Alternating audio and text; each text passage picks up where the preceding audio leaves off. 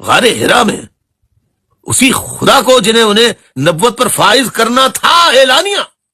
وہ وہی غور و فکر تو کیا کرتے تھے، اور غور و فکر کے اسی مسلسل عمل کا نتیجہ یہ نکلا،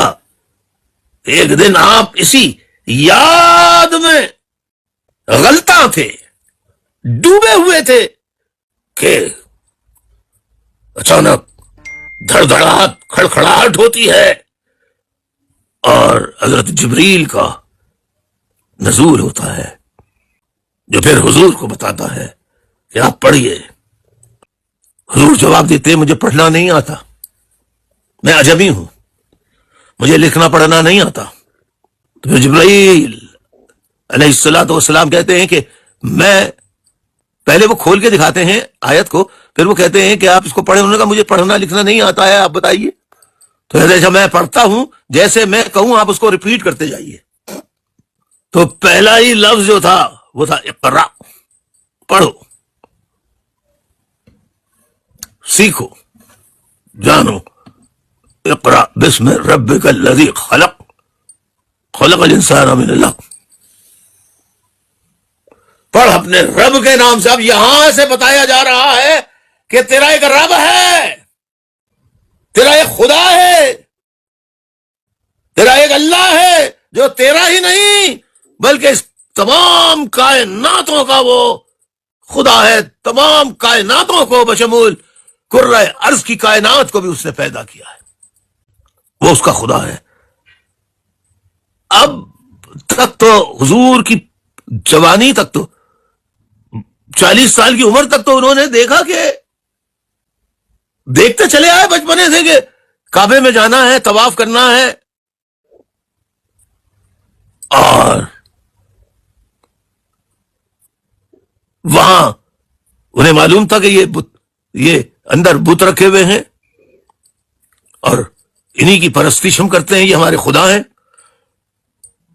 تو یہیں سے تو انکار بت پرستی کا پیغام انہیں ملا، انکار بت پرستی کہ خدا وہ ہے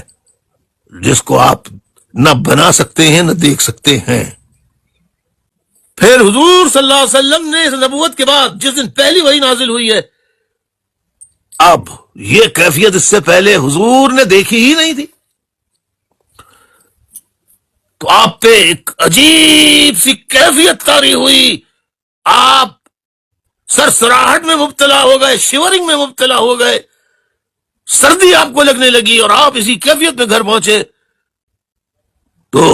آپ کی زوجہ محترمہ حضرت خدیجہ رضی اللہ تعالی عنہ نے انہیں دیکھی کیفیت، پھر آپ کو کمبل اڑایا، آپ نے قصہ بتایا، تو انہوں نے ابھی حتمی بات نہیں ہوئی تھی، تو آپ نے کہا کہ آپ پہ جو کہا میں نے سنا، آپ پر اللہ کی وحی نازل ہوئی ہے،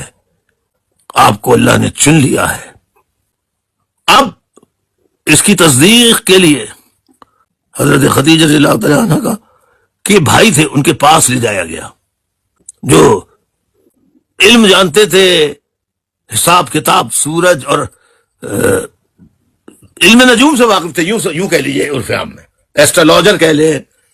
پومس تو نہیں، علم نجوم کہہ لیں، ٹھیک ہے نا۔ تو حساب کتاب لگا کے انہوں نے تصدیق کی، ہاں۔ پھر اس کی تحقیق اور لوگوں نے بھی کرنا شروع کی، تو معلوم ہوا بائبل میں گئے، پھر تورا میں گئے، تو ہر جگہ نشانیاں ملتی چلی آ رہی تھی کہ کوئی آئے گا اگلے جہاں میں، پھر اس کے بعد کوئی آئے گا۔ غرض یہ کہ جب اسٹیبلش ہو گئی تو آپ نے پیغام دینا شروع کر دیا۔